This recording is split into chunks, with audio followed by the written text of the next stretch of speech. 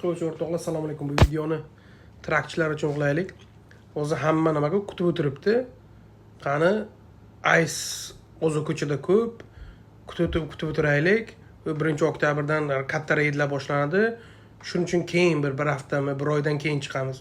Qanaqa bir oy, qanaqa bir hafta o'rtoqlar? Hozir CDLni bilasizlar, admin qilinsin degan tepadan buyruq kelgan. Pauza qo'yinglar degan. Endi kechirasizlar, pauza qo'ying degan, lekin 30 kun, 60 kunning ichida yangi qonun qoidalarni chiqarib, sistemalarni almashtirib, CDLni bermaydigan qilib nimani buyruqni bergan. Shuning uchun o'zi hamma joyda pauza. Aha, siz hozir ishga chiqmasangiz, 30 kundan 60 kundan keyin nima bo'ladi? Nima bo'ladi? U CDLingiz omin oblakbar bo'lishi mumkin. Shuning uchun ishlashning vaqti hozir. Hozir ishlashning vaqti. Bir oydan keyin emas. Endi reydlar haqida gapiraylik. U gap chiqdi-ku, 1-oktyabrdan reydlar boshlar ekan, u bo'lar ekan, bu bo'lar ekan deb. 1-oktyabrdan prosto pul tushdi, ofitsialniy. Ofitsialniy pul tushdi. ICE ga ham, immigratsiyaga ham, hammasiga. Endi bu deganiki bularga ofitsialniy pul tushdimi? Ana endi bular yangi odamlarni ishga oladi. Detentionlarni kengaytiriladi. Shu, mana pulni endi ishlatadi. Bular ofitsialniy tushdi. Bunga vaqt kerak. Yangi odamlarni ishga olishga, detentionlarga yangi joylarni qurishga yoki umuman yangi detention qurishga. Bunga vaqt kerak. Nima, biz shuni kutib o'tiramiz. Qachon bular 10 mingta odamni ishga oladi-yu, keyin biz yo'lga chiqamizmi? Yo'q, buni o'z ishlash hozir. Kutganingiz bilan yaxshi bo'lmaydi, na bo'lib yomon bo'ladi. Bu endi ICE bo'yicha. Endi CDL bo'yicha alohida bittan tushuntiray. Xo'sh, qaranglar, CDL bo'yicha bular nima degan? CDL bo'yicha 30 kun, 60 kun vaqt bergan, sistemani almashtirasan degan. Xo'sh, bular sistemani almashtirsa, chunki DMV ko'p, har bitta shtatda nechta shahar bor, nechta qishloq bor, nechta DMV bor. Shuning uchun bular hamma bitta sistemani agar o'zgartirsa, work bilan bermaydigan qilsa, ikkita narsa bo'ladi.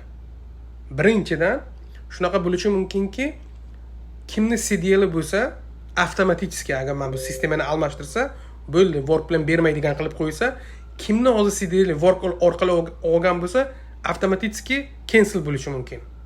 Bu bir variant, bu yomon variant. Yaxshi variant qanaqa? Sistemani almashtiradi-yu, lekin hozirgi kimni CDL bo'lsa, srogi qachon to'g'ri bo'lsa, shu vaqtda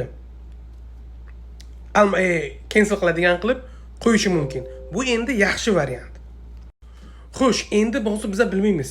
Qanaqa bo'ladi? Yaxshi variant bo'ladimi, yomon variant bo'ladimi? No. Mana bu hamma shtatlar qoida qonunni o'zgartirgandan keyin ICE mana shunda ushlasa, ularga farqi yo'q. Ularga endi unga farqi bo'lmaydi. U sizni CDLingiz oxirigacha kutib o'tirmaydi. Deydi, biz bularga aytdik-ku, biz CDL bilan mumkin emas, work bilan mumkin emas deb mana shu katta bahona bo'ladi olib ketishga. Hozir mana Oklahomaga olib ketgani sababi nima? Eng katta sabab kimni CDL work orqali olgan bo'lsa, shuni olib ketyapti. Bu bunaqa qilish kerak emas ular. Bu noqonuniy harakat. Lekin to'g'ri bularni sudga bermasangiz, nima qilsangiz, bular xohlagan ishni qiladi. Hozir buni olib ketilishi noqonuniy, lekin 30 kun, 60 kundan keyin bu polni qonuniy bo'ladi. Unaqasiga ham, bunaqasiga ham.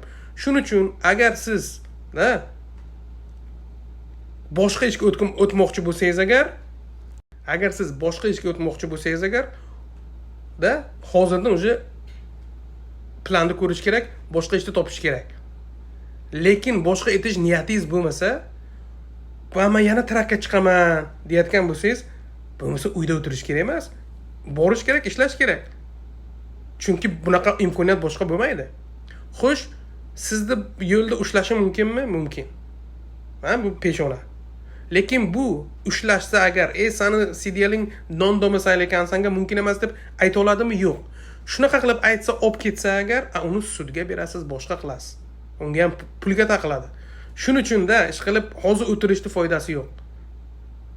Kundan kun yomon bo'ladi, yaxshi bo'lmaydi. Shuning uchun bu hozir kutganimiz bilan yaxshi bo'lmaydi. Chiqsangiz hozir chiqing, yoki boshqa ishni topib, boshqa ishga o'ting. Mana shu o'rtoqlar.